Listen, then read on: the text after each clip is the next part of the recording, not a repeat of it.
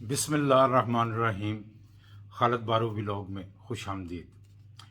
خبر number 1، NAB نے 10 دن کے لیے عمران خان کا ریمانڈ مانگا تھا۔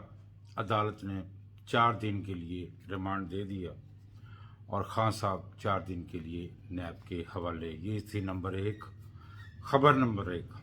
اچھا جی، خبر نمبر 2، شاہ محمود قریشی صاحب نے سائفر کیس میں ضمانت دائر کی تھی جو کینسل کر دی گئی، اور جو تفصیلی فیصلہ سامنے آیا ہے وہ یہ آیا کہ اس کیس میں 2 دفعات لگائی گئی ہیں، عمر قید اور سزائے موت، اور ان کی ضمانت جو ہے وہ اسی تناظر میں دیکھی جائے گی کہ دفعات کیا ہیں اور کیس کیا ہے، تو اس لیے یہ ضمانت کینسل کی جاتی ہے۔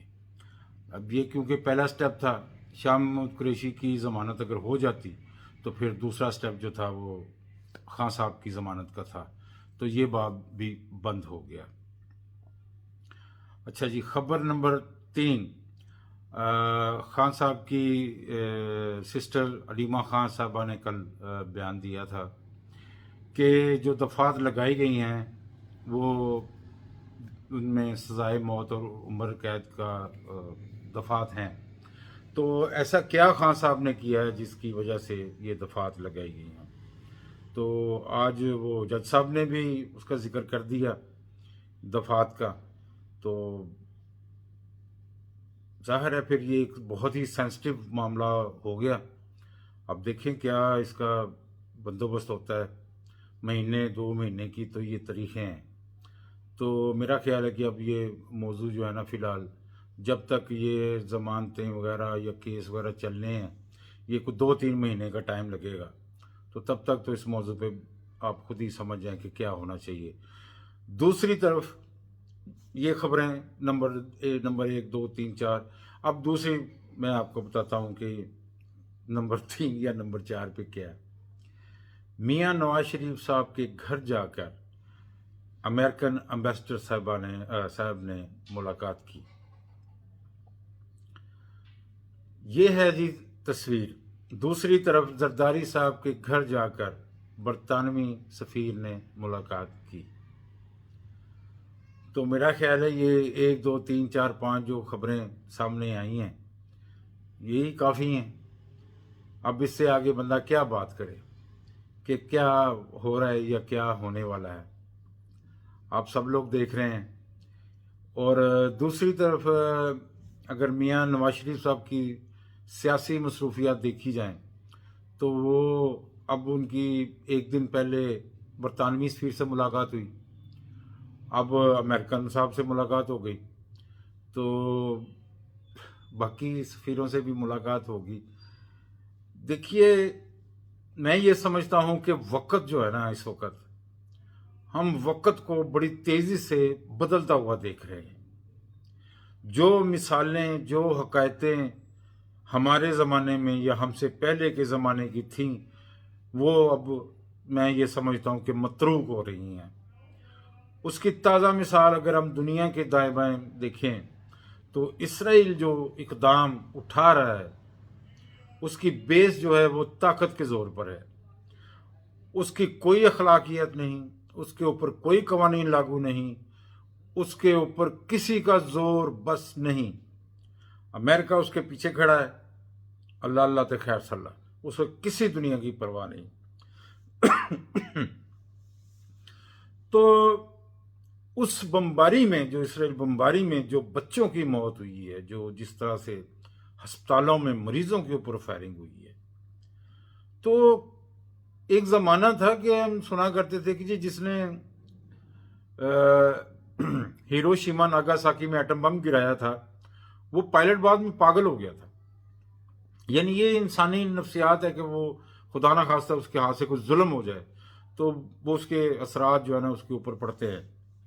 تو یہ مطلب ہم لوگ سنا کرتے تھے اور دیکھا کرتے تھے اور پڑھا کرتے تھے، لیکن میں یہ سمجھتا ہوں کہ جس طریقے سے صرف اسرائیلی وزیر اعظم کیوں، وہ فوجی جو یہ سب کام کر رہے ہیں اور پوری یورپین دنیا دیکھ رہی ہے، ان کے بھی عورتیں ہیں، ان کے بھی بچے ہیں، لیکن سب خاموش ہیں. جو لوگ انسانیت کی خاطر نکلتے ہیں ان کے اوپر تشدد ہوتا ہے. تو ثابت کیا ہو رہا ہے؟ ثابت ہو رہا ہے کہ دنیا بدل رہی ہے. اخلاقیات، معیار، یہ وہ سب بدل رہا ہے. اب پاکستان میں اگر سب کچھ بدل رہا ہے تو دیکھیں آپ ہسٹری کو چینج ہوتے ہوئے. کیونکہ قانون، اصول، اس کی تو بات ہی نہیں ہو رہی. بات ہو رہی ہے صرف مائٹ از رائٹ، میرے ہاتھ میں ڈنڈا ہے، وہ بات مانو یا سیدھے ہو جاؤ. اب میری جو سمجھ میں آتا ہے وہ یہ آتا ہے کہ جو بھی سسٹم آنا چاہ رہا ہے اس کو آپ روک تو سکتے نہیں ہیں. وہ تو چل پڑا ہوا ہے. وہ تو کل صدر صاحب نے بھی کہہ دیا کہ جی نواز شریف اگر وزیر اعظم بنتا ہے تو میں اس کا حلف لوں گا. یعنی اسے پتہ ہے کہ اب وزیر اعظم نواز شریف نہیں بننا ہے. تو اس لیے وہ سسٹم جو ہے وہ تو اب چل رہا ہے، اس کو آپ روک نہیں سکتے. اب اللہ تعالیٰ کے معاملے اور ہیں، اس پاک ذات کا تو ظاہر ہے ہم سب انسان ہی برابر ہیں. لیکن جو دنیاوی طور پہ معاملات ہیں نا جو ہم دیکھ رہے ہیں اس میں تو وہ چل پڑا ہے نظام. تو اب کیا کرنا چاہیے؟ ریسسٹ کرنا چاہیے، سسٹم کے خلاف لڑنا چاہیے، ان لوگوں کے خلاف لڑنا چاہیے. میں نہیں سمجھتا کہ یہ کوئی سمجھداری والی بات ہے. یہ اس میں آپ کی، آپ کے لوگوں کی، آپ کے عزیزوں کی یا آپ کے حلقوں کی لوگوں کی کوئی بہتری ہو جائے. کوئی بہتری نہیں ہوگی اس میں. بیسیکلی میں یہ سمجھتا ہوں یہ سیاست ہے ہی نہیں. جو لوگوں سے کروائی گئی یہ سیاست ہی نہیں ہے بھائی، یہ سیاست نہیں ہے. یہ بس اب میں کیا اس کی ڈیٹیل میں جاؤں. سمجھنے والے سمجھ جائیں گے یا تھوڑی دیر کے بعد سمجھ جائیں گے. کیونکہ میری باتیں جو ہے نا، میں نے یہ ججمنٹ کیا ہے کہ میری باتیں جو ہے نا وہ کم از کم کچھ 4-6 مہینے قبل از وقت ہوتی ہیں. اس وقت اس بات کا نام و نشان بھی نہیں ہوتا جب وہ اللہ تعالیٰ مجھے آگاہی عطا کرتا ہے اور میں آپ لوگوں کے ساتھ شیئر کرتا ہوں. تو اس وقت وہ سب لوگوں کو باتیں بڑی عجیب لگتی ہیں. وہ اللہ ہے جی، یہ مطلب میں استغفار کر کے کہتا ہوں، میں توبہ کر کے کہتا ہوں، اللہ تعالیٰ مجھے معاف فرمائے میرے منہ سے اگر کوئی ایسا لفظ نکل جائے. مینٹلٹی بہت چھوٹی ہے. پرابلم یہ ہے، میں اکثر یہ بات کرتا ہوں کہ ایک گھڑے میں اگر آپ کسی مچھلی کو پھینک دیں تو وہ جب مچھلی آسمان کی طرف دیکھے گی تو اسے جتنا گھڑے کا منہ ہے نا، آسمان اتنا ہی نظر آئے گا. تو اس مچھلی کے لیے وہ اتنا سا آسمان ہی اس کی دنیا ہے. تو اس لیے میں یہ بار بار کہتا ہوں کہ بھائی میں اس لیے بحث نہیں کرتا، اس لیے لوگوں کے ساتھ نہیں کرتا کیونکہ میں جو باتیں کر رہا ہوتا ہوں ان کی سمجھ ان کو 6 مہینے بعد آنی ہے. بلکہ میں آپ کو ایک بات بتاؤں، دبئی سے میں آیا تو اس وقت سوشل میڈیا ایکٹیو ہو چکا تھا کافی حد تک.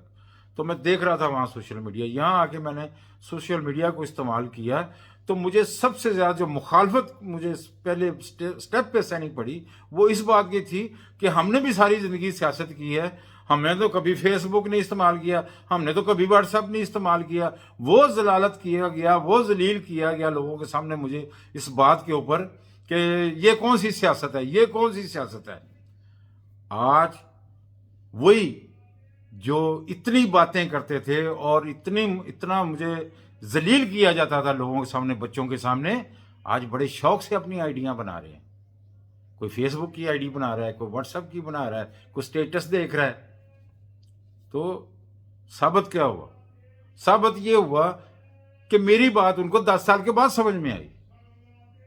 تو بھائی میرے استغفار کر کے کہتا ہوں اس پاک ذات کے کرم نوازی سے، پھر میں ان سے 10 سال یا یہ مجھ سے 10 سال پیچھے ہوئے نا، پھر جو بات میں 10 سال پہلے کہتا تھا یہ آج سارے اس بات کو تسلیم کرتے ہیں.